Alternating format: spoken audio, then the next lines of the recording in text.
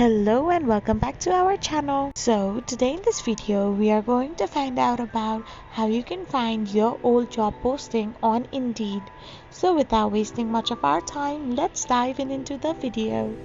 So first and foremost, all you need to do is open a web browser of your preference and type in the URL www.indeed.com, which will then redirect you to this kind of page.